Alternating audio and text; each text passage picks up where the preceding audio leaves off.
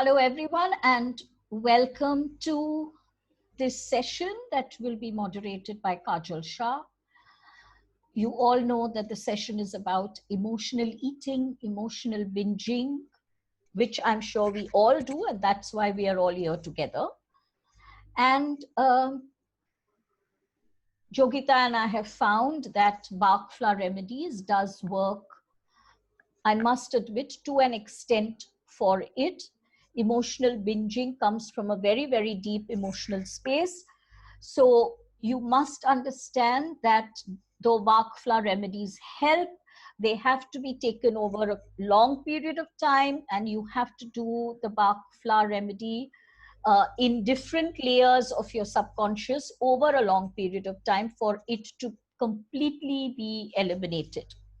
Having said that, when triggers are large enough, strong enough, the emotional eating and emotional binging does come back. But because you've already been on Bach Flower, it's not as much of a problem as it was earlier. Before we go any further, let me introduce our moderator, Kajal Shah.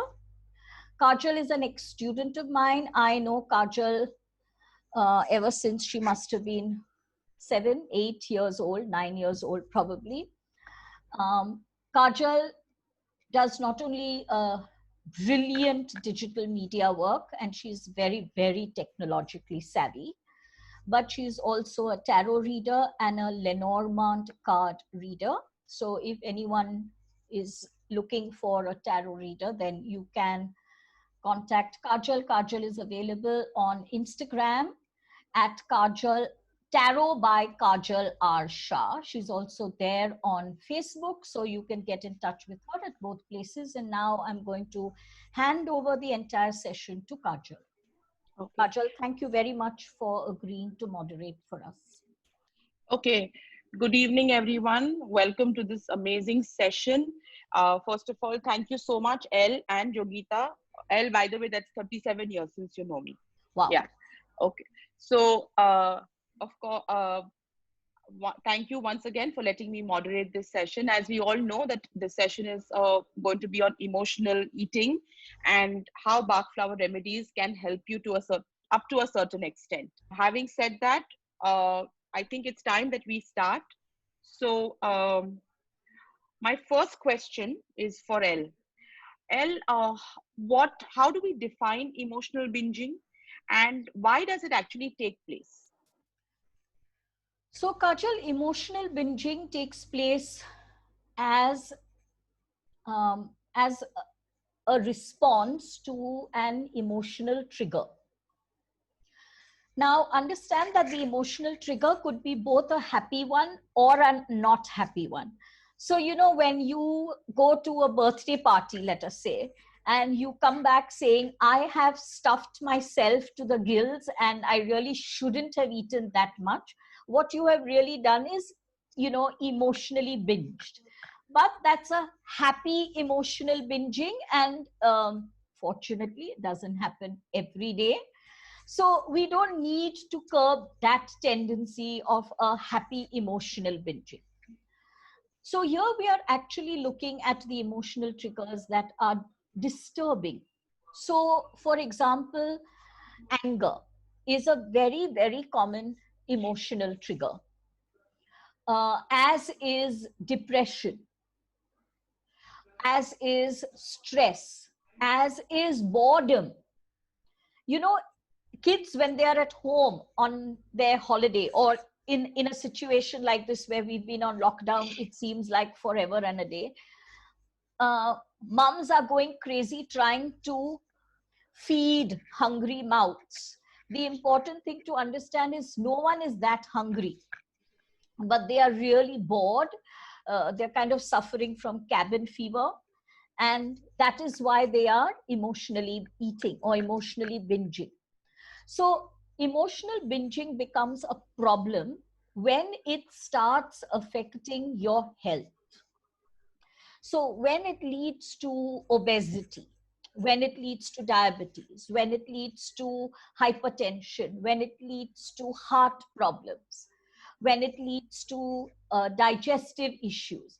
That's when emotional binging becomes a problem, and you definitely have to look at why you are emotionally binging. So, in a nutshell, it's if I am sad, if I am angry, if I feel unloved. Emotional binging, 99% Kajal, will come from a space of relationships not working. Okay. So, Okay. when a relationship, either you lose someone, or you're separated from someone, or there is friction in the relationship, there is a huge void that you feel within. Mothers will emotionally binge when their children go off to university. So they suffer from empty nest syndrome, and therefore start emotionally binging. So whenever you feel this emptiness within you, right, also that's also a huge trigger, and you start trying to fill that big hole within you with food. Now, why is it that we look at food to fill that hole? Why not something else? You see, the first memory that almost every one of us has is the memory of being at our mother's breast. Now, it may not be a conscious memory for you, but it's still your very first memory in your subconscious mind. So, at that time, we made our first connection. That was the first belief that came within us, that food and love or nurturance or care goes together. So when you are angry and you want someone to hold you and tell you it will be all right, or when you are sad, or when you're depressed, or when you're scared, or when you just feel very, very lonely, you do exactly the same thing. But you don't have a mother's breast to turn to. Right. But the connection has been made by the subconscious brain with food. So you turn to food as a source of self-soothing. Okay. So in that sense, emotional eating may not be a very bad thing, because it provides you with the opportunity to self-soothe. But when emotional binging becomes very, very severe, and as I said, goes into places where it goes on for a very long time, it becomes a pattern where any little trigger, then you open the refrigerator door, then that's when emotional binging needs to be treated. Okay. Uh, okay. My next question is to Jogita. Uh, Jogita, can you tell us very briefly what are the Bach flower remedies that you can actually use, or what are the Bach flower remedies that you would recommend for emotional binging as a problem or a situation? Thank you, Kajal, everyone. Thank you for being here. Kajal, at the outset, the question, which Bach remedies, it's a little too soon to answer that, because we're going to go through the gamut of emotions that will lead us to the remedies. But let me start by introducing what are Bach remedies. Is that okay? Yeah, sure. Yeah. So for those who have no idea what Bach remedies are, these are like flower essences, essence that Dr. Edward Bach discovered back in 1930s. So to give you a little background about Dr. Edward Bach himself, he was a bacteriologist and a pathologist who was well renowned for his work with viruses. I mean, I hope I pray that he was here today so we could battle this COVID as effectively. But one fine day when he was on duty at a hospital where injured soldiers were brought back, he just collapsed. And they rushed him into the OT, and they figured that he had a brain hemorrhage, and he was given about 3 months to live. So Dr. Bach decided for himself that in these 3 months, I must do the best I can and make most of the time I have, and let me complete this work that I started out to do.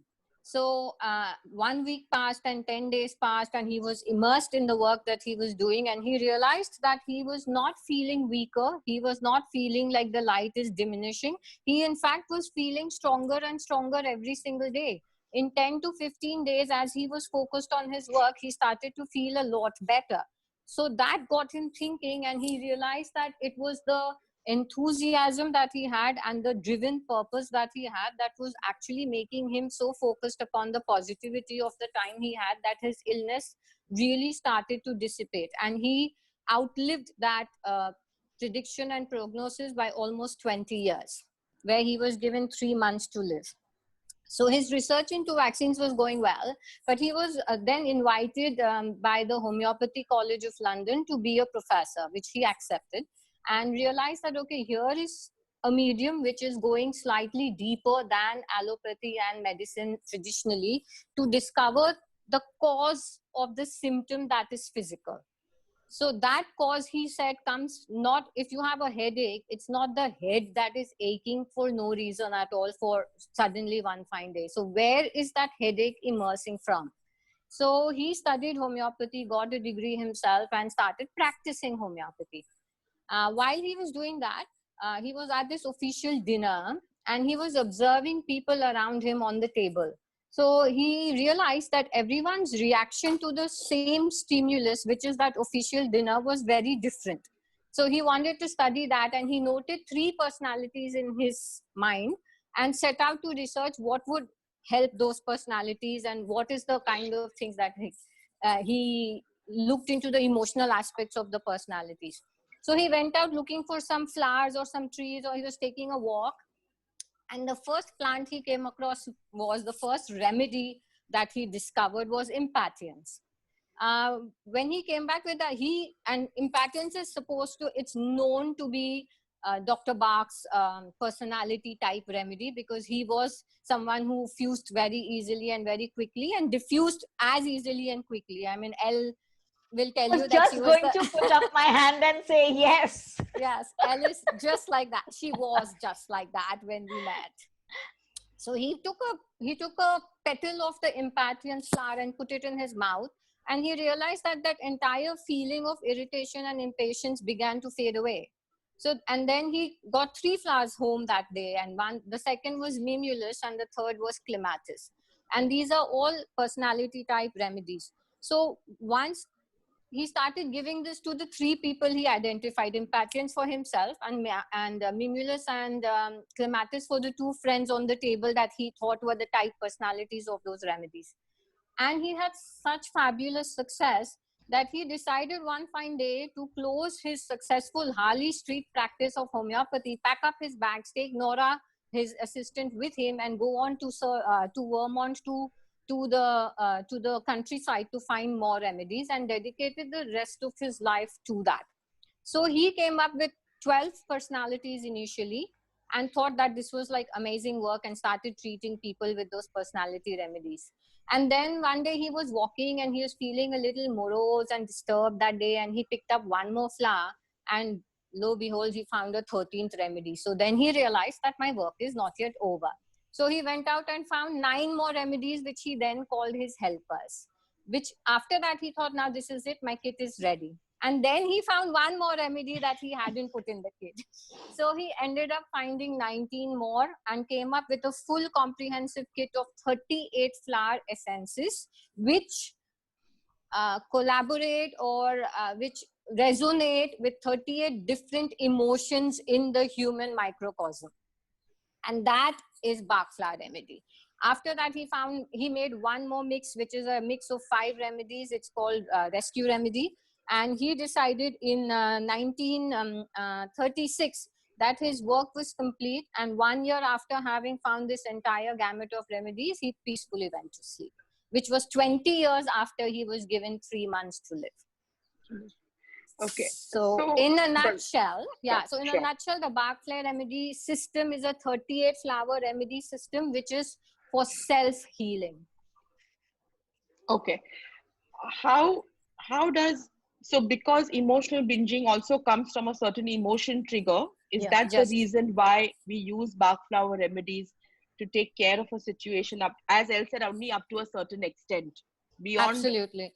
So how Okay. these remedies work is it takes a negative emotion and floods it with the positive resonances of the flowers. So as Elle said, if you are emotionally binging because of anger, then I have a remedy for anger that can dissipate the anger. Instead of reaching for that food that you're reaching for, you will take the remedy and flood it with the energies of the flower to negate the anger in your system. Okay. So also the fear or anxieties or loneliness or whatever. So there are 38 remedies for 38 emotions, and that's why Bach flower works beautifully with it. Okay. Okay. So, okay, Elle, I wanted to ask, even I kind of experience, there are different people like different kinds of food. There are some people, and then we say, that you have a sweet tooth. Yeah. Or you like something very spicy and like very tangy. They're different. Everyone has a different food taste. Yeah. But sometimes it reaches a very different level. Like, it goes above. So is this just a taste thing that is it, or there is a deeper implication to this? Kajal, of course it is a taste thing. Like I would any day veer towards something salty and savory rather than sweet. But I have found myself on many occasions when I'm emotionally eating that I'm going for something sweet. Even though I don't really like the taste of something sweet and it doesn't make me feel nice. In fact, I feel, ugh, Yeah. but I'm still eating sweet. So Okay. actually, yes, it is a taste thing, but there are two kinds of hungers, Kajal. One is called the head hunger, and the other one is called the heart hunger. Right. Now, the head hunger is, let's say, dealing with, as Yogita said, impatience, intolerance. Someone who's so quick in thinking, therefore there's intolerance with others. A mental restlessness, anger. Anger is a huge head hunger. Then boredom, frustration, acute stress, acute tension, over analyzing, overthinking, second guessing yourself. All of these cause head hungers. Head hungers will pull you towards the salty things. Okay. Also pull you towards the crunchy things. Crispy. Yeah. So you want something like wafers. Yeah. You want the popcorn. You want the potato sully. You want the French chitta. fries. You want the granola. Yeah. Things that are, you want the cheesy bits. Yeah. You want all of that. When there is a heart hunger, which means you are very scared. Peanuts absolutely is a head hunger, right? Yeah. When you're very, very scared and or you're very sad, or there has been a death, or there has been a separation, and there is a heart hunger, you're feeling lonely, you will move towards the candy and the chocolate and the cake and the cookies and the sweet drinks, the sweet beverages, right? You will find that there are certain people who just cannot go through a day without having that 1 or 2 cans of Coke or Tang or whatever it is that they do. They're constantly reaching for it. Why? Because it's a constant attempt on their part to push down something that is emotionally hurting them. They don't want to look at their emotional wounds. Then when we are exhausted or we are burnt out, we've worked too hard, right? And you actually need a very quick fix. A chocolate or cheese is the right answer. Yeah, always. It instantly perks you up. It gives you that boost of energy to do things, right? Also, when you're very exhausted, those of them who eat non-vegetarian will have this craving to eat meat. And not the light meats, not the fish, not the light pieces of like a steak. They might eat, exactly. They want a steak. Yeah. They want a steak with the fries and with the barbecue sauce and the works. They're trying to push down that exhaustion. They're trying to kickstart again their energy system. So Okay. yes, taste counts, but emotions play a huge part. So I have two sub questions in this. Yeah. One is drinking alcohol Yeah. also considered to be an emotional binging? That's a heart hunger. Okay. Alcohol is 100% a heart hunger. Okay. You might know of someone who's a very angry person who has a lot of alcohol, but Huh. that anger is coming out from a space of loneliness or a space of shame or a space of guilt. And this is what emotional binging does. Hmm.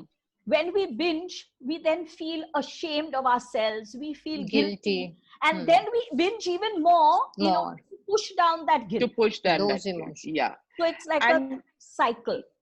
okay. And my second question is something that I hear a lot of people saying, I'm feeling really low. I'll just have a chocolate. Is that a sign that you're emotionally So binging? it could be an emotional low, it could be a physical low, right? Either way. Sometimes there is a physical low where Yeah. your sugar drops. Yeah. Yeah. Chocolate is your best go-to. Okay. Now, But then in that those- is not considered emotional No, binging. that is not considered an Okay. emotional Okay. binging. And Okay. that chocolate, guys, is something that you need to understand. At those times, and if you are a person, and I was like that many, many years ago, where my blood sugar would drop, carry with you a dark chocolate. Okay. Right? A dark chocolate is healthier, far more nutritious than a milk Yes. chocolate, Yes. and it does the same thing as pushing up your sugar. Okay. El, can I take the Or a questions dried which have fruit. come? Sorry, Kajal, I Or didn't get it. sorry, Can I I- was saying instead, Or or either a just- dark chocolate or a dried fruit, like Or an some dried apricot or fruits. Yeah, raisins or yeah. nuts or dates. Yeah. Especially for those who have a tendency of getting into a space where they want to quickly have like a chocolate in this thing. I always, at least I do carry a box of little dry fruits in the purse. You Yeah. could just eat it. Yeah. Yeah. Can I take the questions, or you want me to take them later at the end of the session? No, let's take them later, Kajal, I think. Okay. Or if you So think there's something valid right now, we don't mind answering. No, actually, there only this one. Rukshana has actually asked a question. Yeah. Is what about smoking pot?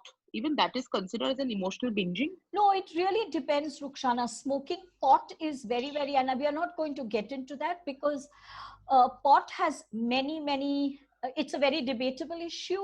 Some consider pot as extremely effective and some consider it as a drug, but it doesn't definitely come into emotional binging. If it goes beyond limits, it's a drug addiction. Addiction. Okay. To everyone else that has put up the question, I will take the questions a little later in the session when we are kind of wrapping up, if that is okay. Thank you so much. Okay, moving on. Jogita, sometimes even though we are not eating the wrong foods or we are not eating junk food, yeah, we are still putting on weight. So why? Well, don't we all hate that person who eats everything and is skinny thin? Yeah. High metabolism. L used to be like that. Really? So we all have intrinsically, as a human race, a response that is called the fight or flight response, which is our natural human instinct, a natural instinct of the body to protect yourself from any threat. Whether it's a real threat or a perceived threat, it makes no difference. So what happens is, in our body, thoughts are incessant. They are not under your control. You are constantly thinking thoughts, many more thoughts than you even know you are thinking. But what happens is the response to the thoughts, the response to your thoughts is your emotion. And your body responds to the emotions. So every time the body perceives a threat, which is your emotions responding to what is going on around you, the body goes into a safety zone, or what it calls insulation. So that fat is actually insulation in your body, which the body is trying to protect you from a perceived threat. It's as simple as that. But there can be many reasons for this insulation. Now, physiologically, like physically, the reason is your insulin resistance. When you're not sensitive to insulin and your insulin is always on a high, it makes you store fat. But what leads to insulin resistance is your emotions. Okay. So they're your thoughts, your feelings, your beliefs, your attitude, and your past. which will play a role in that. So Okay. if you tell your body is meant to be a natural self-healing mechanism. It's the Right. most wonderful miracle designed by God to heal itself. Now, what is it Right. that's going to stop the healing, the self-healing or the self-reconstruction? Is the blocks that you put there with your emotions. The guilt, the anger, the unforgiveness, the inability to let go of the past, the perceived fears of the future. So when you're living in the past or you're living in the future, that is when your body starts insulating. If you can give your body the response it needs every night before you sleep, saying that you are safe, you are protected, and you're feeling happy and healthy, your body will release the fat. As soon as you release the emotion, it's only holding on to whatever it is in response to your emotional response. Okay. Okay. L, so both you and Jogita so far have spoken about emotions being Yeah. the root of all the problems, especially when it comes to overweight. Yeah. Could you tell me which are the three main emotions that you would think are the strongest from this one, and how do they make you emotionally binge? So Okay, Kajal, before you start, El, may I just put in yeah. something? Just like we have a physiological, physical metabolism, we also have an emotional metabolism. And that is where now what El says will come in, because how you metabolize your feelings leads to how you physically metabolize whatever you eat. Sorry, yeah. So no, not at all jokes. So Kajal, these would be, according to me, the main triggers. I won't even call all of them as emotions. I'll call them emotional triggers. And the first one I'm going to discuss, Kajal, is stress. Because that is a trigger that every individual goes through, Okay. right? Whether you are a 6-year-old child or a 60-year-old person, everyone goes through stress. Now, stress is different. It doesn't always have to be an emotional stress, Kajal. Understand that. Driving in traffic is a huge stressful situation. Going to work where you have, let us say, a boss or a head who's particularly nasty, that's a very stressful situation. Multitasking, some people find it very, very stressful trying to work at 3 4 different things together. So stress is very, very, very multi-layered. But what stress does is it overwhelms you, right? And you don't know how to tackle a particular situation. Now, what stress does to a body, right? For example, when we exercise, that's also physical stress, Right. right? But it's a good stress. uh, when there is stress, what adrenaline will do, because the body releases adrenaline, Yes. the adrenaline will almost like empty out into the bloodstream all the fatty acids that it contains. Because fat actually, and that is why I keep telling people, do not completely go off fat. Fat is needed. Yes. So those fatty acids that are emptied into your bloodstream help you to deal with that stressful situation. Once you've dealt with it, then there are extra fatty acids left over. So in comes in a second hormone called cortisol. And what cortisol will do is to collect all that extra fat that has not been used by you. And do you know where it deposits it? It deposits it in your belly and in your hips region. So you understand now, that is where we find it most difficult to lose weight. I have a friend of mine who is so particular about what she eats and what she doesn't eat, and she is on that treadmill for I don't know how long, but she is so upset that for whatever she does, she cannot get rid of the belly. Right? So stress is definitely one. Another one, according to me, is anxiety. I am seeing over the last 2 years, 3 years, more and more and more of my clients those who are coming to me are suffering from anxiety and panic attacks. Panic Now, attacks. yeah. Okay. Now, anxiety, it comes from deep, deep fear. When you are fearful, you also feel that you're not being supported. If I am supported, if I feel supported, I'm not going to get into a state of anxiety. So when I feel lack of support, I am feeling alone. So I need a crutch. The easiest thing as a crutch to make me forget my anxiety is food. Do you know there are some people who sit here, Kajal, and eat through their session? Ooh. Because the work we are doing, the deep inner child work we are doing, is naturally causing them anxiety because they're touching very deep emotional levels. So they will eat through, or they'll ask me, El, may I have a cup of coffee with some cookies? Yeah. So this is how anxiety will make you feel. There is also an aspect I'm seeing in a lot of people, Kajal, and that comes from the same aspect that I'm telling you, feeling unsupported, and that's loneliness.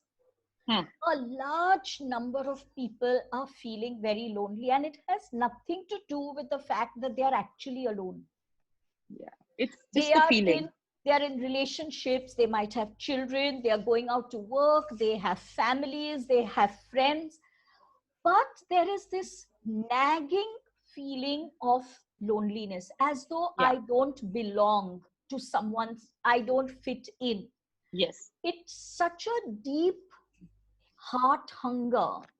It's such a deep yearning to belong, right? So that there is one person I can call my own, right?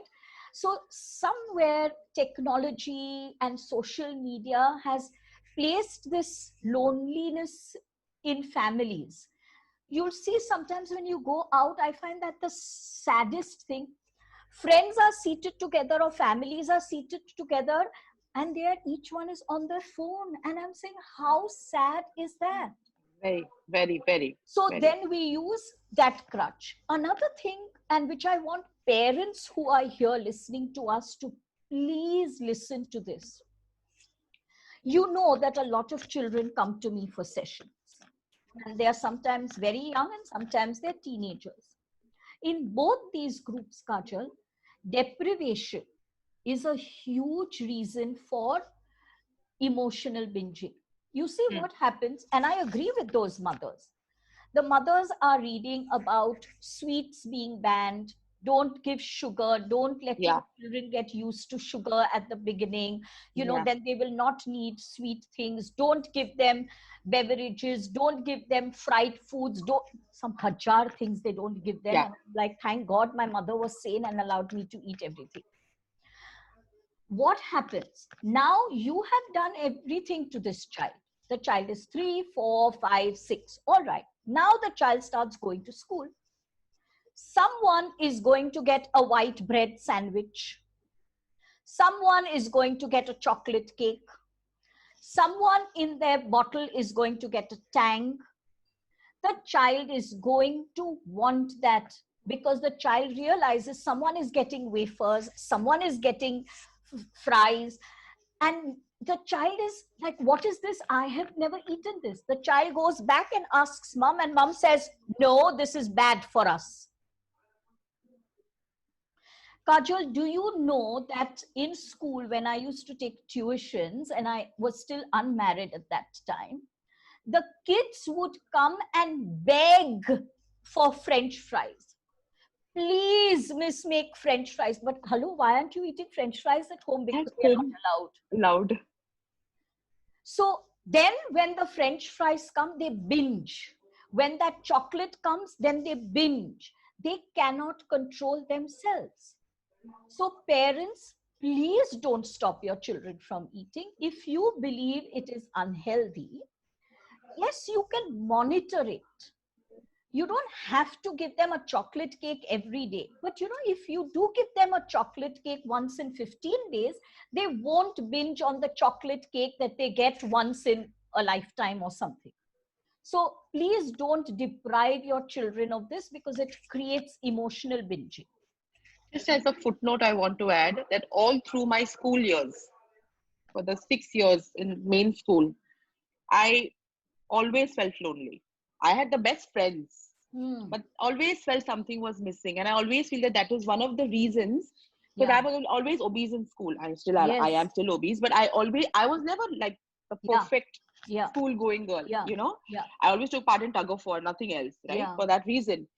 So the reason I would take part in tug of war is because I got all the importance there. Because Hmm. without me, there was no other person who could be the anchor. Ah.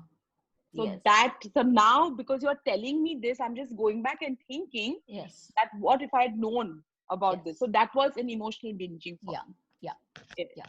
Okay, there's a question from Neha. I'm 40 and have been on some diet or the other since 14 Mm. and have never developed a healthy self-love for my shape. Yeah.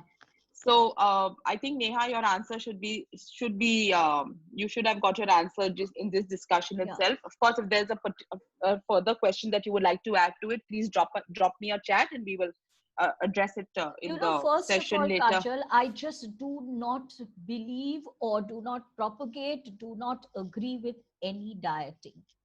Yeah. I am so against diets, Kajal. I have seen my friends go up and down, up and down, up and down, up and down. On a diet, they lose 20 kilos, then they are up by 25. Then they'll lose 20 kilos, then they're up by 23. You are doing your body untold harm. Harm. But the thing is that till somebody doesn't recognize that emotional issue, okay, which a lot of us now are getting aware because that much more information is available. Now with social media and with the internet, there is information available. But I'm saying about 7-8 years ago, we did not have this But information. Kajal, even with information, people are still going Yeah, in for yeah. diet. They don't want to And I'm address the saying, actual concern. address your emotional reason for eating Yeah, and have a healthy dietary lifestyle. right. Jogita's always telling me, El, you don't sleep enough. I agree Yeah, with Yogita. That yeah. is definitely something that is needed. So have a healthy lifestyle, absolutely. But please stop these diets. You are harming your body goes into deprivation, then you eat like a pig, you put on far more weight. I mean, what is the point of this kind of cruelty to your body? Okay. My next question is okay to Jogita. Actually, it's on sleep. That was my next thing. Okay, divine synchronicity. Okay, how does insufficient sleep, Jogita, and nutritional famine lead to emotional binging? And again, what are the bark flowery remedies that can help in these two situations, which is insufficient sleep and nutritional famine, which I'm assuming must be depriving yourself of food, right? Yeah. Yeah, Depriving yourself of all your vitamins, your yeah. fats, your carbs, your proteins. Jogita, would you like to take that? So yes, I keep telling Elle that sleep is the one crucial factor that is really missing in her holistic nutrition. And I was going through a list of how sleep deprivation affects us, and I got medically proven 16 things that are affected by sleep. A lot of the emotional things that we are talking about is not even registered there, because research is always sponsored by someone, and mostly it's sponsored by pharma, and Yeah. pharma does not want you to sleep well because they want you to be sick. Honestly, who will buy their medicines if we are all well and healthy? You're right. Absolutely Yeah. right, Jokes. So let me start. What happens with insufficient sleep? First and foremost, what is documented medically? It increases your cortisol levels, as Elle already said, causes you to crave for more junk food. Yeah. It elevates your stress, which again causes you to gain weight. It's a direct precursor and marker for heart diseases, kidney diseases, liver diseases, diabetes, and strokes. It leads to obesity, and that's also a proven research, because I'm sure someone wanted to sell obesity and sleep drugs there. It increases your appetite because it leads to an increase in appetite, because the longer you are awake, the more nutrition or food or cravings the brain needs. What is interesting is to note how it affects your brain. So when you don't sleep, it's actually been noted that 50 to 60% of adults are sleeping fewer than 6 hours most nights. This is according to a recent US study. And they say that sleep may be one missing factor for many people struggling to lose weight. What was interesting in that research I found today was in as less as 6 days, a healthy adult can become pre-diabetic with lack of sleep. Wow. In as less as 6 days of not sleeping well.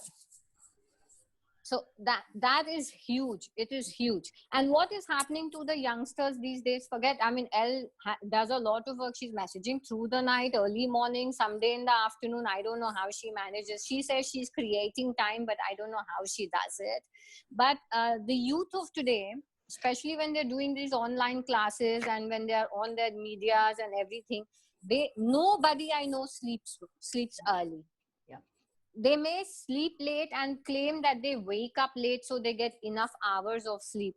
But sleep research has shown that it's not the number of hours that counts. It's the quality. It's the it's the REM and the light sleep and the deep sleep that you get into. So what happens when you sleep?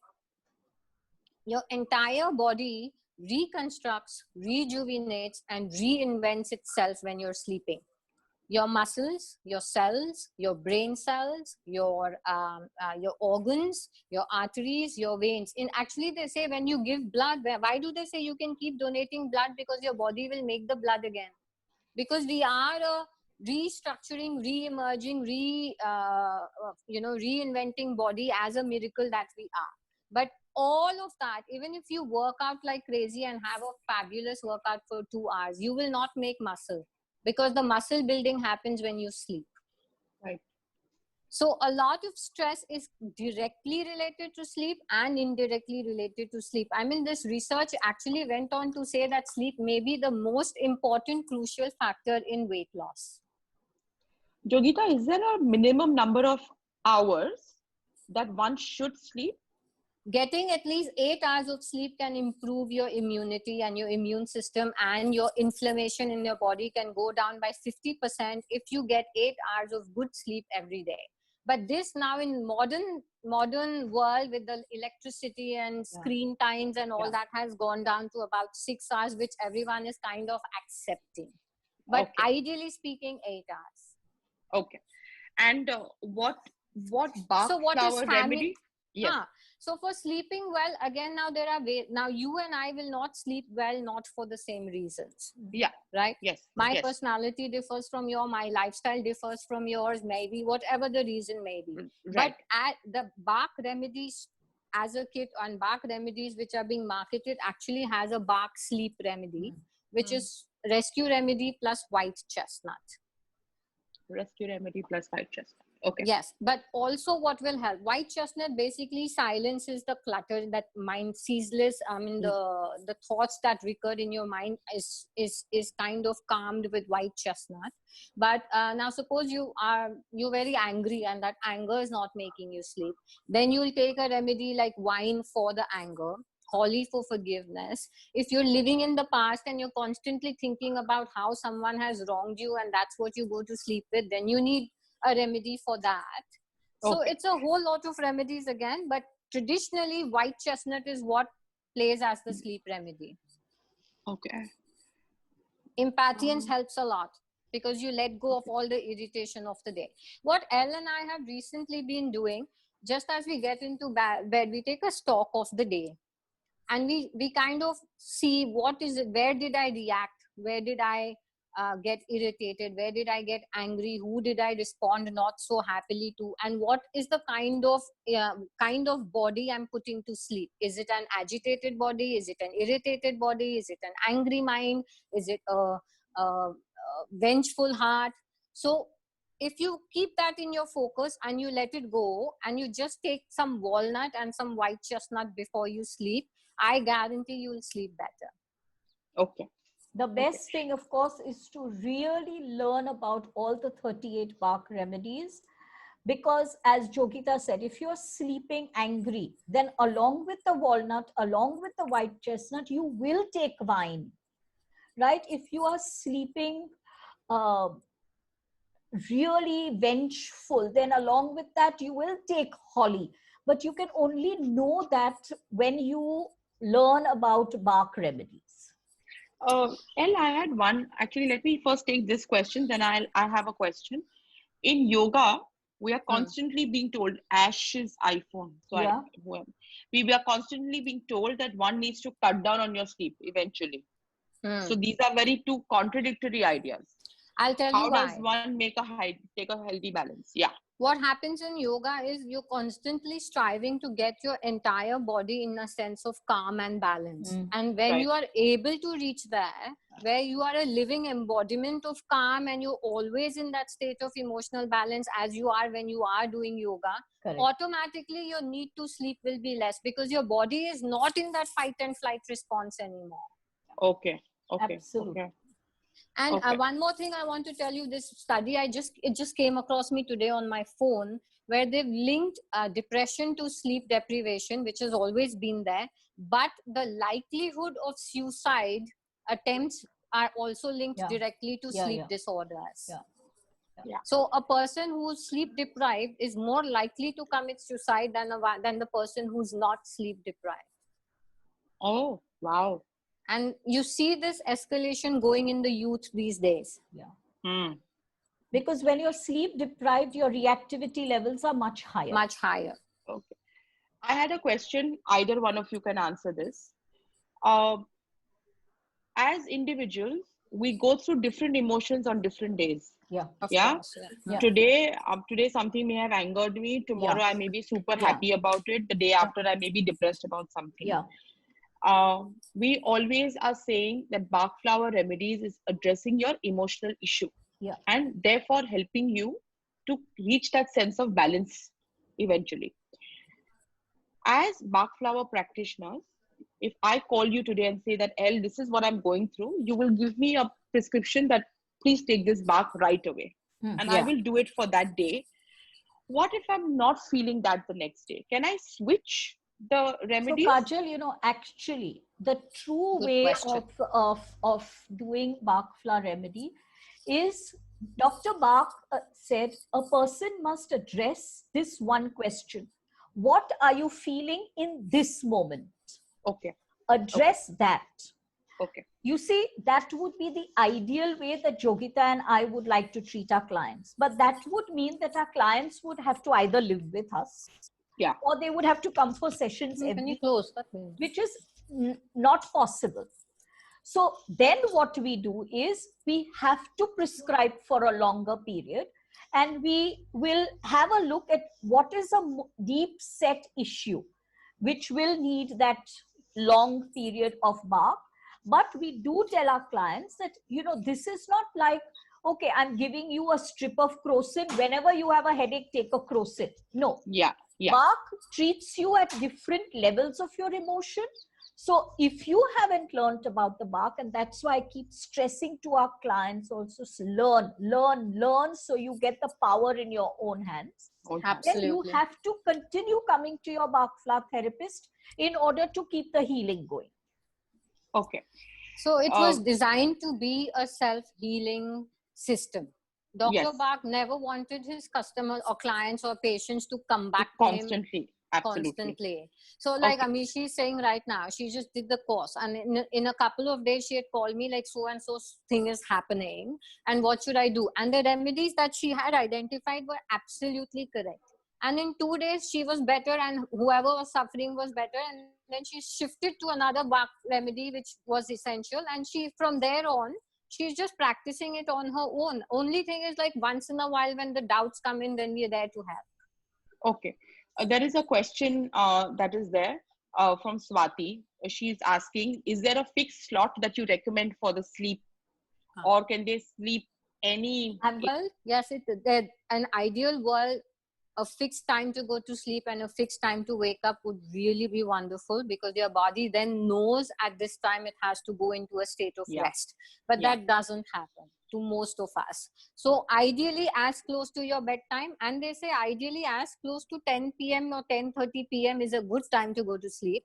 Earlier it was like, how have we lived? Like when the sun rises, you used to rise. When the sun sets, you would go to sleep. before the advent of electricity. So that is ideally the circle that we need to live to this day. So the later you sleep in the night, the more harmful it is, even if you wake up in the afternoon after that. Okay, fine. Okay.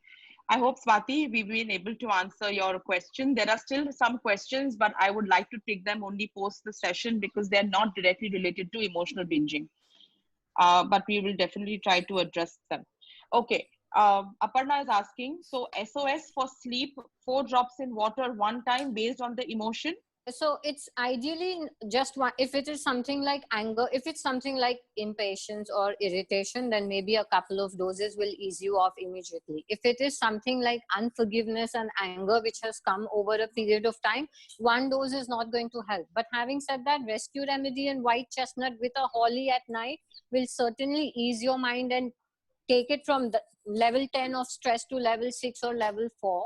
Ideally, maybe 2 or 3 doses before sleeping helps. So in Bach Flower remedy, the quantity is not what matters, as in you need to have only 3 or 4 drops. You can't have 8 drops and feel that that's going to be more effective.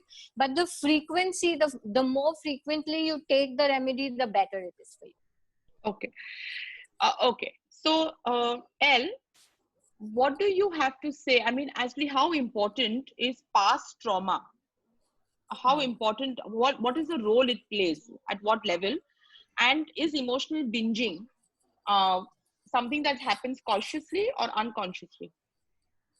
So Kajal, I don't know whether you and the others here attended my Zoom session on releasing past trauma. In the past several months, I have been finding that clients are unable to move forward in life because they are stuck in a past traumatic moment or moments, right? Sometimes those moments from an adult point of view seem trivial. But please understand that when that happened to a child of 2 or 3, then that child who is just a bundle of emotion, that it doesn't seem trivial at all. Yeah. What happens is those traumas create within us belief system. Our belief systems will create our thought patterns, and our thought patterns will determine the way we interact with people. Now, depending on how we interact with people, depending on how we communicate with people, we will either feel fulfilled or unfulfilled. If I am coming from a place of trauma, then it's not rocket science to understand that, of course, my interactions will not be the ideal ones and I shall feel unfulfilled. So then I go to my bag of chips. I go to my nightly popcorn, right? I've had dinner at 8, but then I will want some snack at 12. You know, it just, that whole midnight binging becomes a huge thing because there is something within me that has not yet been released. So, of course, you are going to be affected because of that. And one of the things, and I'm glad you asked that, because one of the things when you're emotionally binging is to look and see whether a past trauma is what is bothering you. And then that emotional binging can either be conscious or unconscious, which means if I have gone through a recent trauma, Kajal, right?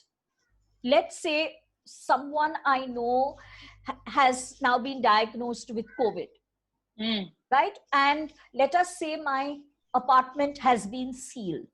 That's a hugely traumatic situation to go through, right? Yeah. So very consciously then I will turn to food in order to alleviate that trauma. But when it is a very long trauma, where it might be a trauma in my childhood, then I'm really not even conscious of that trauma on an everyday basis. And so my binging becomes unconscious. Okay. Like people will tell me, I don't know L, but at this time, I just have to eat. Yeah, but that happens. Yeah. So, that you know, that's what I'm saying. This is an unconscious inner compulsion coming up. And then you will eat anything that comes in your hand. Anything that comes in your hand. Yeah. Yeah. Okay. Also, you know, to add to this very briefly, like suppose there's a victim of abuse. like sexual abuse or physical abuse as a child.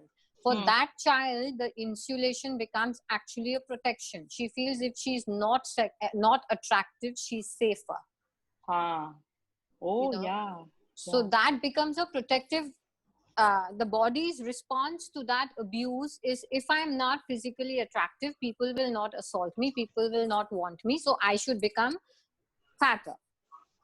So that's a protective organism. I've also found in a couple of people, if there's a heavy load on them, they feel if they're physically heavier, they have to do less work.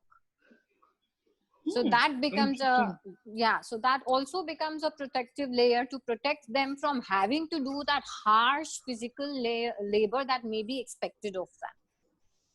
So a lot of stress, a lot of eating is coming from, as I said, actual or perceived threat. As insulation. Okay. Eating in revolt, or eating because people are not listening to you, or people are constantly, like body shaming is a huge thing, right? These days it's happening. Yeah, absolutely. Have you had an experience of a person emotionally binging because they're body shamed? Absolutely. It's not have I had an experience, I have come across that over and over and over and over again. So, Kajal, a few years ago with menopause and etc. and hormonal shifts, and Yogita will 100% say because of lack of sleep, and she's very likely correct about that, I started putting on a lot of weight. I have been through my pregnancies, through everything, thin as a rake. Yeah. Right? Thin as a rake. And very proud of it. So I did not realize till I started putting on weight that I had an unconscious belief of fat is ugly. Okay. I can't tell you the kind of emotional distress that I went through in those few years, till my daughter sat me down and said, you know what? All your clothes that you don't fit into, I want you to throw them away right now. Right now. You and I are going shopping. And you are not going to pay for it. I am going to buy my mother all the possible clothes my mother wants. We are going to spoil you silly. And you're going to see that even though you've put on weight, you look fabulous. Because you'll wear the right clothes that suit you. That's when I started realizing that body shaming is and it didn't stop me eating. The more I felt that about myself, the more I was going towards my bag of chips. Right? So I was looking for something in the fridge constantly. Every 5 minutes I'd open the fridge, look, is there something? No, there is nothing. I'll shut the door. This is extremely vital, right? We must, from that moment, I started looking at my own belief systems, started working a lot with Bach flower remedies to go through the shame, to ensure that my belief systems about me, about fat in general, change. Because if you're body shaming and if people are looking at you out of a perverse need, it's almost as though you are rebelling. Exactly. That you are saying, I'm fat, I'll show you, I'll put on even more weight. And nothing I would do would bring that weight down, because I was rebelling within me. It's almost as though I was punishing myself.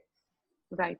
So we either punish ourselves, or children punish their parents by putting on weight, by eating the wrong things, because they know the mother or the father is constantly like a hawk, the whole deprivation thing that we spoke of. Yes. So this passive aggressive way of showing anger can definitely be an extremely valid point for emotional eating. Again, I'm giving you my personal example because you know Neha and you know how she is. Yeah. As a child, in fact, even today, but I don't really care now, constantly you're compared, no? There's a constant comparison, particularly when you're living in a joint family and everybody is, so the constant comparison that, how is it possible that one child is like that, but every child is different? Different, exactly. Yeah. So of course I didn't go through any body shaming, to be very Yeah, obvious, yeah. because I think I didn't allow anybody to do that to me. But I'm just saying that I'm seeing a lot of this. Yes. A lot of this is being spoken about on social media, Absolutely. actually, Absolutely. about and I've seen in my nieces and nephews, that this deprivation that you're saying, cannot eat this, cannot eat this, cannot eat this. But Yeah. let the child decide. The child is 13 years old. Yeah. They will decide and let you know. And if they are not hungry, don't please tuso them with food. Yes. They will tell you that they are hungry. Yeah. So. And then with teenagers, Kajal, when they come into that whole, not only 12, 13, I'm seeing it even start at 8 and 9. Yes. The child is self-depriving because I am fat, all my friends are thin. Yeah. And I look at them and I say, from which angle are you fat? Yeah. I don't see that fat, but when they look into the mirror, they are seeing fat. Perception, right? Yeah. But also I feel it is a lot to do with so much of peer pressure. Social I don't media. think, yeah. Because, I personally feel that when we were in our teen years and all, and I'm talking about the 80s and the 90s, we probably did not have so much information around us. Yes. So and not so much exposure to these thin rate bodies, and that everyone should look like a size 0, and everyone should be gorgeous and ridiculous. So okay. I can lend a small perspective to this. I grew up in a joint Punjabi family with 13 or 14 of us growing up together, and it was amazing. We were very fond of food. Parsis and Sikhs love their food. So I'm telling you, we grew up in a state of abundance. There was never this much French fries to eat. There was like this much. And everybody had to dive in as quickly as possible because 14, 20 people were eating from that bloody plate.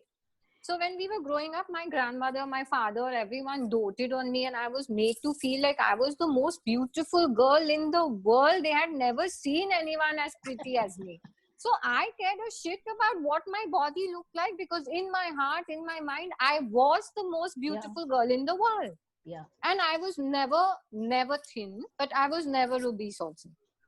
Come to this house and I had my children, and after the second child, I started seeing these mothers in these classes who were thin after 1 month of giving birth, and who were fit, and who were going to the gym, and who were, this idiotic term, yummy mummy, as if we are like a popsicle or something to eat. And at the weight that I was truly at the lowest physical weight at that time, and I started to feel fat. And started to feel ugly, even though the motherhood experience, the nursing and everything was the most beautiful experience in the world. But that's how the perception changed. And now it's like, I can't be too thin. So that is a difference. And another thing is, like, I've seen in these young girls, if this whole rebelliousness, as you were talking about, like, I don't need to look beautiful because I want to be known for my intelligence. Yeah.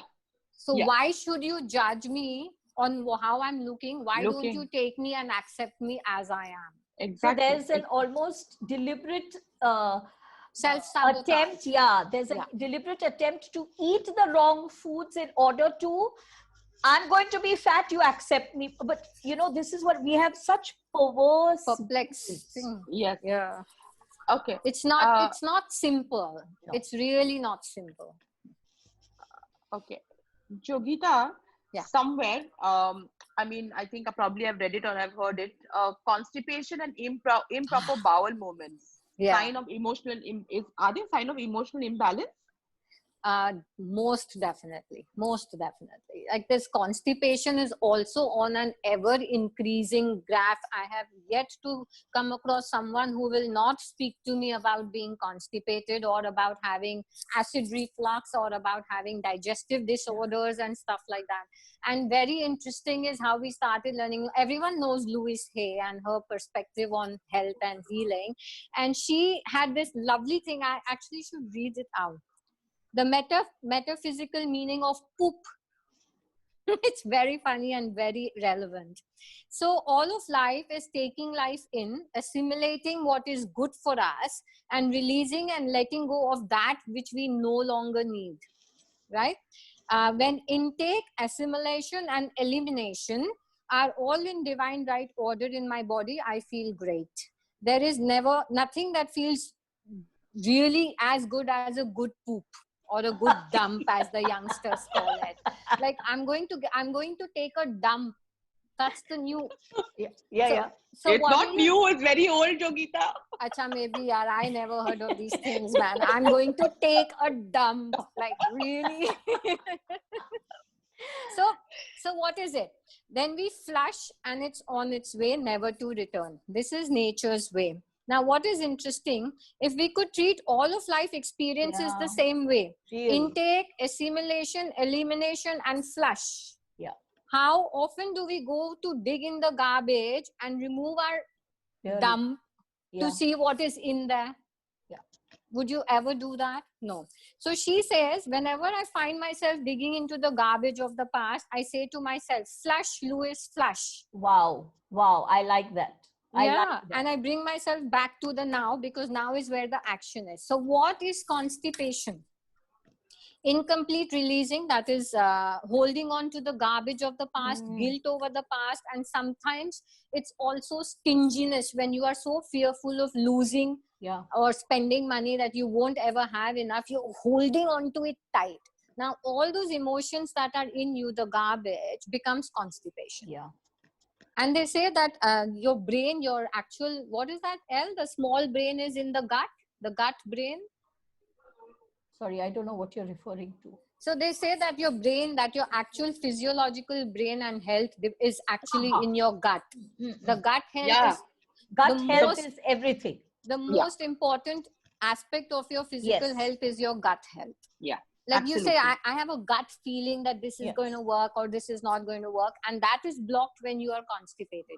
She says gut is the second brain. Second brain. It is. It is. That's the reason we take probiotics, right? To have your gut clean. Absolutely. But what is it that you're holding on to is the question. What can you not assimilate and eliminate from your life? And what are you not ready to let go of? So there are beautiful Bach flower remedies to help you with constipation and to letting go of it. One of the most important is honeysuckle. When you hold on to the past with guilt, it is pine. When you again, if you're holding on to anger, it is remedies for anger, like holly and wine. There is rock water, which is the only remedy in the set which is not derived from a flower, but it helps you to flow, literally like water that flows over all rocks. There's gentian, to have faith that whatever that the God that has looked after you will continue to look after you and your loved ones. And there's clematis, which brings you to the present, like the here and the now. There may be many more according to the case. Absolutely. Okay. I just want to interrupt and let people know there are a lot of people asking questions about general Bach remedies. So why don't we take those questions now? We can take them, because I personally have about 2 or 3 left to go, and we have enough time on the session. So I'm going to just go from the top and see what I have missed. Just give me a second. Okay, so the first question was asked by Karan. Can we use Bach remedies for infections like sore throat and tonsillitis? Kajal, before we answer those questions, guys, I am going to ask you not to ask us these kind of questions. I mean, there will be a million physical and emotional problems that each one of you can have. And there is a Bach flower remedy for all, but this is not a Bach flower course. If you are interested, contact Yogita and me personally, and we will let you know when our Bach flower remedy course is coming up, either in the next week or the week after. But we can't take each, is there a Bach flower for this? Is there a Bach flower for this? I'm sorry, that's not possible. Okay. This you just may want to do a yes or no, L. Can we use Bach remedies for pre-existing diseases like a liver disease? Because at the end, Bach has got a little bit of alcohol in it. Kajal, you need to understand one thing. First of all, Bach is also available based in water. But water-based Bach has a very short life, right? But the fact is, Dr. Bach never meant his remedies to be physically, pointing towards physicality. He mentioned that everything that is physical comes from an emotional. So Okay. when you go to a bark flower therapist, a practitioner like Yogita and I, we will hear your physical views, but we are going to focus our attention on the On emotion. the emotional. Okay, got it. I think a lot of the questions are for remedies. So I'm going to just let everybody Yes. know Yeah. that please connect with Elle or Jogita either on email, WhatsApp, on any other way. They probably just share the contact information again at the end of the session so they can get in touch with you. Yes. Yes. I'm only going to take questions which are pertaining to emotional binging and anything to do with this topic so that we can keep the flow Yes. Yeah. going on. Okay. Apart from binging on food, okay. Apart from binging on food, is there any other emotional binging that you can do? Of Is course. it only food binging? No, shopping is emotional binging. Right? We are focusing on emotional binging on food, but shopping is very much an emotional binging. Addictions are Okay. very much an emotional binging. Okay. Okay.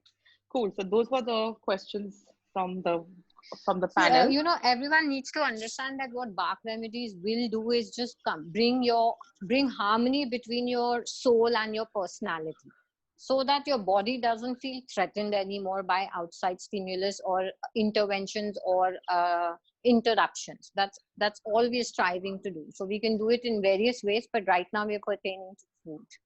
Okay. Elle, I have noticed, as you just said, that emotion, because it's emotional binging, Yeah. a lot of people eat when you are upset, Yeah. but some people stop eating. Yeah. Yeah. Why? Is My that a mother personality was thing? like that. My mother was like that. When she was upset, she would just not eat. Is that a personality thing? It is. It's an absolute personality thing. Kajal, there are two kinds of personalities, and we both fall under one of these. But I've also noticed, as in my own case, when I was in college, when I was upset, I would not eat. Now I find that I emotionally binge. So I've gone through a complete shift. So basically, emotional eating or not eating comes from this aspect of self-care or self-love or self-nurturing, right? Yeah. Now, when I am eating, I am not receiving, or I believe, please, I believe I am not receiving the love, I'm not receiving the support, I'm not receiving the nurturance. So I eat in order to fill that void. When I deprive myself of food, right, it moves into the space of self-punishment. I am angry at myself, or I am ashamed about something I've done, or I'm feeling guilty about something I've done. And that would make me want to almost punish myself and say, no, you're not getting your food. So it's almost like you are telling your inner child, I am depriving you of nurturance. Okay. You know, this happens when clients come to me and their inner child just does not feel nurtured. They may have had wonderful parents, and it's really not a blame at the parents, but they don't feel nurtured because everyone has their way of being nurtured. When they don't feel nurtured, they'll turn to food.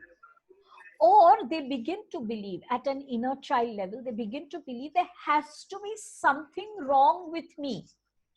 Why did my mother not nurture me in the way I wanted to be nurtured? Why did my father not approve of me in the way I wanted to be approved?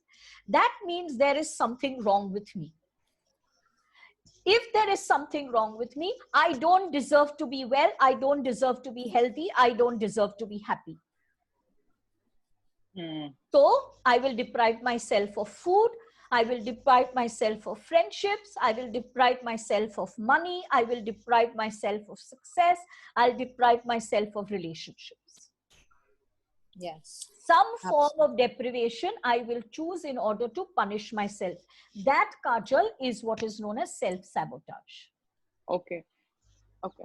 So Hutakshi, I think, is on the panel. And I think one thing that I want to point out here, that in a situation like this, PLR will always help you because you get to know your root as to why you're doing this to yourself. Self-sabotaging, I think PLR also is a great way to understand where this is coming from. And if you can go back and just correct that. But understand issue. that, you know, I really, first of all, I believe a lot of people are using PLR as a curiosity tool. Yes. Yes, And they I are. am so against that. I'm against those PLR practitioners who encourage a person to come and say, you know what, I just want to experience. No, no, no, no, no, no, no. You are not here to put up a show. Yeah, And yeah, if you are a practitioner and you're putting up a show, please shut shop. yeah. PLR is a healing tool. Absolutely. So, I agree. what I tell my clients is, before you go for PLR, have you not got enough signs in your current life? Yes. If in your past life you have faced rejection, you have faced abandonment, you have faced whatever, it has to show up in your current life. Exactly. When you Only. heal your current life, you're healing your past life. So stop wasting time and stop using PLR as an excuse not to look at your current life. Current life. I agree. I agree. Okay. Let's take. Okay. So we've established that emotionally binging when you're upset or completely depriving yourself of food, both are personality based issues. Yeah. Okay. Jogita, you know, you had mentioned that emotional binging, like in your earlier session, something about mindfulness. Yeah. Anything about what would you define as mindful eating? Okay. Well, so mindful to me means when your mind is full of something. Now, traditionally, you know, actually we've come from this great tradition of mindful eating in India, where initially our mothers or fathers, when we lived simpler lives, they would make home cooked food. The mother or the lady of the house would cook simple meals. Everyone would sit together on the floor, cross their legs over. As the food was served, we were taught to first say thank you for the food that was on your plate. Yes. A lot of people took water and sprinkled it around their food to, you know, clear away negative energies. To clear away the negative energies. Then they said thank you, and in gratitude and silence and with their loved ones, they sat and paid attention or put their mind into what they were eating. That is mindful. When your mind is full or it's filled with the activity that you are doing, and you respect and you nurture, and that food gets into your system, you respect that food that you're getting, you are grateful for it, you eat it with gratitude and love and joy, and you let the nourishment, let your body absorb the nutrients from that food, because you are chewing it thoughtfully and carefully, you are digesting it easily. And what is happening today, are we ever eating without our attention on something else? Exactly. I was just going to come to the point. Always been told as children, right? Stop watching TV while you're eating. Yeah. Today we see kids, their mothers actually put on the television so they would eat. Yeah. I don't understand how that really, you know, I mean, something is going on the television. It could So be something is going on and the mother is stuffing the food into the child's mouth, or the maid is doing it. And then we are eating either with stressful thoughts from work or what we need to do tomorrow or what happened yesterday, or we are eating with a lot of guilt, and we are doing anything and everything but not eating with a relaxed and open heart. Like when Elle and I went to Amsterdam recently, we like literally went with the focus to just have a great holiday. We just need an excuse anyway. We went to my daughter's university, but that was barely a half-day visit. We ate everything there without any guilt, without emotional stress. We drank the beer that we wanted. We ate the French fries, Belgian fries, and Belgian waffles and everything. Both of us are not fond of chocolates, but we ate the chocolate because we couldn't go back without eating Belgian chocolate, you see. So, and that was what it was meant to be. Like when you go to Elle's house, for her, food is her way of showing love and nurturing. I completely agree. Oats to my marshmallow milk. Yes. So you sit there and you eat with the love just emanates from that food. And so also with if I eat today I want to eat an aloo ka paratha, I only want it from my mother's hand, because that has the quality of nurturance and the good memories or the comfort food that I'm looking for. You know, so that to me is mindful and mindless eating. Mindless eating is when you're just going, and you just don't know that you're full already, because the brain is not giving you that signal, because you are not paying attention to what you are doing. So, Elle, what are the changes you would like to suggest to our viewers? Like how would you feel that they should bring about a change in themselves, and what are the Bach flower remedies that will help us make these changes on a conscious level, so that emotional binging is not a result of all of this. Yes. So Jokes has gone through a huge number of Bach flower remedies. I'll reiterate them very briefly, but I am going to talk from my point of view. The first thing that one has to let go is anger. But in order to let go of that anger, we have to learn to recognize that anger. I mean, Yes. a person like me who used to shout and scream in anger, it's very easy for me to recognize I'm angry. But there are others who are very passive aggressive. They do not give themselves permission to show their anger. So they can convince themselves to believe they are not angry. Right? Then when they get things like eczema and all, they are very shocked when L tells them there is a deep set anger. Yeah. So it's very, very important for all of us to recognize our anger, to recognize whether it's coming from fear, whether it's coming from sadness, whether it's coming from shame, or all of the above. And then we have to release that anger. Jogita has already mentioned there is wine, which is for release of anger. There is holly, which is for forgiveness. Then you have to let go. You've got to let that go. You've recognized it. You've understood where it's coming from. You've worked on that anger. Now let go of the whole situation. That doesn't mean that you believe that it's not there. Bach can't make you forget. Yeah. Right? It can help you deal with it, right? It helps you to deal with it and not consistently react to it. That's what is letting go. Letting go doesn't mean forgetting. Letting go means you stop reacting to that situation.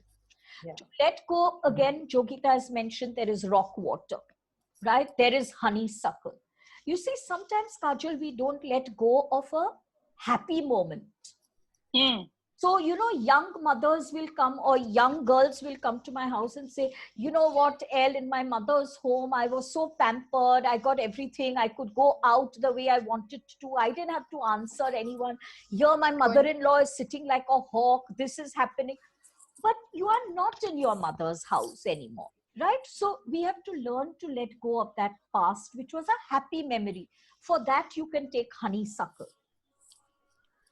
But what is more important after all of this is over is please learn to love yourself. When you do not love yourself, when you can't take care of yourself, when you can't nurture yourself, Jogita has said sleep for 8 hours. You may sleep for 18 hours if you want. But if you can't love yourself, you will not have a healthy immune system. You will fall ill. The more you fall ill, the more emotionally stressed you are. The more stressed you are, the more you will emotionally binge. So please love yourself and bring peace into yourself. For loving yourself, take things like crab apple. Again, take things like holly. Take things like heather. And bring peace, shanti, stillness, along with meditation, along with pranayam, along with yoga, along with Bach flower like white chestnut, like impatience. Bring shanti, shanti, shanti into your system. I want to point out one thing, Jogita, before I ask you, it's almost the last question on my list. I just wanted to ask you one thing. Elle, what do you have to say to those people? It could be a little out of context, but what do you have to say to those people? When you talk a lot about self-love, you and I, as people that work with energy, are working. We are in the space. We know what our path is. Because we've recognized our path. But there are a lot of people yet who have not recognized their path, and they are probably waiting to recognize. I have had people come and say, what is this self-love? What kind of lifestyle are you leading? Like, you just love yourself. How selfish can you be? Yeah. But if I don't love myself, who's going to love? Yeah. Only if I can love myself enough, then I can love another person. Absolutely. Right? This has been established a long time. So what do you have to say to those people who have this kind of a mindset? So when someone comes, this mindset also, and Kajal, I'm going to bring in another mindset. When I tell people I am God, Yeah. I tell them every day you will say this sentence to yourself, I am God. How can I say that, El? Yes. What are you asking me to say? I am God. It's like almost as though I am telling them to damn God or to say something horrible against God or something like that. It's like sacrilege to them to say I am God. We are conditioned as a human collective, and more so, Kajal, unfortunately, in the Eastern countries. We are conditioned to put ourselves down, right? There are certain religions that will teach you the moment you are born, you are a sinner. Because you are a sinner, because you are horrible, you have taken human existence. So when you come from that mindset, how can you possibly love yourself? And how can Agreed. you then say, I am the God that, that is out there in here? Yeah. Yeah. The only thing to do is you have to make a huge mind shift, Kajal. This cannot come in a day. It cannot come in a year. It's a lifelong process. It's a lifelong process. But to start with, make yourself important enough. There are so many people, when I ask them, but what do you like? What do you enjoy? What makes you happy? They don't have an answer. Their answer is what makes my mother happy, what makes my father happy, what makes my husband happy. No, I didn't ask that. I asked what makes you happy. If Yeah. you are not important enough that you don't know what makes you happy, then How can anybody else? Yeah, it's going to be a no problem. one else can make you happy. So start looking for small opportunities in the day, 5 minutes, 10 minutes, an hour, and every day do something that is only for you. At least Only that's for a you. start. Oh. So this is my last question is to Jogita. Jogita, how do we develop a healthier relationship with food? I really, in conclusion, want to say, to me, your relationship with food is a reflection of your relationship with yourself. It's an absolute mirror. Absolutely. So try and get down to it and understand. Maybe do 3 simple things. Think of your favorite food and why do you like that food so much? What is the emotion that comes with the food? What is the memory? Basically, everything is memory. Right? In Ho'opono, we say that whatever is coming in your life is a past memory or the thing that you need to clean, and take 100% responsibility for your health. So that's what it is. What is your favorite food and why is it your favorite food? What is the memory associated with it? Then think of one thing that you absolutely hate to eat. Why do you hate it? What is the memory that has brought about your hate to it? Do you actually hate it, or do you think you hate it, or do you hate it because your mother hated it? And the third thing, which is very vital, is reaction or your receptivity to trying something new. Suppose I put a food in front of you that you've never had before. What is your first instinct? Will you go all out and you want to experience it? Will you say, oh my God, I don't know how this is going to taste? Will it, what kind of emotions is that inciting in you? I think these 3 things will lead you to a little clarity about what is your relationship with food and how you can make it more positive, because you have to ultimately become an emotional digester, an emotional metabolizer, and an emotional assimilator. And only then will food become what it is naturally supposed to be, and that is a source of nourishment. Okay. So basically you're trying to say is that your relationship, of course, with food is a mirror of exactly what is going on within you. That is the reflection outside. So that is the reason we always say, right, this is my comfort food. This is my go, because that is what you are looking for. You're basically looking for nourishment of the self when you are trying to eat whatever that you decide to eat with. Okay. I think to sum it up, I just want to again address, I'm just going to check if there are any questions on emotional binging. I once again just want to let everybody know that whoever has put up the questions which are not related to this session, please send them to Elena or to Jogita. Both their email IDs are on this chat, but I will repeat them for you. Elena is available on elena@jadefirelight.com. Jogita is available on jogita.jagwani@gmail.com. all your questions in regards to Bach flower remedies and, you know, all the anything that you want to know about that, either of them will answer it for you. Please drop a question to them. And we are both on Facebook as well as on Instagram. Yeah, both of them. Elena is at Elena and Jogita is at Jogita Jagwani. Also, again, on Facebook as well with the same names. You please drop in a message. This particular session is getting recorded and will be available on Elena's YouTube channel by Elena Jade Fire. In a day or two, right? Elena, you'll put up the link in a couple of days. I'll put it up by tonight. Okay, so the link will be up tonight. And our back page on Facebook is Bach Flower Wellness and Health. Yes, there is a page on Facebook where you can again drop in your questions. Both Elena and Jogita will be conducting a Bach flower remedy, a Bach flower course, and we will intimate you through social media on when that is going to happen and the logistics and the planning of the same. And those who are interested, if you can send either Jogita or me or Kajal some message that you are interested in the course, then of course we'll get in touch with you personally. Absolutely. And again, thank you so much for everybody that joined in this session today. I think it was extremely insightful. I would just like to give my summing notes. I think everybody after this session should be able to recognize the reason if they do emotionally binge, why they are emotionally binging. And as we know, and as stated before, Bach flower remedies can help you up to a certain extent, but it is very important for you to understand the reason why you're emotionally binging. You need to address that issue and then take the remedy based on your emotional issue and not for the physical part of it. Yeah. So it's extremely important for everybody to know what they are going through at that moment, as Dr. Bach said, and that was his, you know, that was a statement that he believed in. It's important for you to understand where you are now. Of course, past traumas definitely could be one of the reasons why you emotionally binge, because you're not able to let go of that trauma. But as Elle and Jogita both said, it's extremely important for you to constantly be flushing things that do not need, things and emotions and energies that don't serve you. I don't think need to be held on.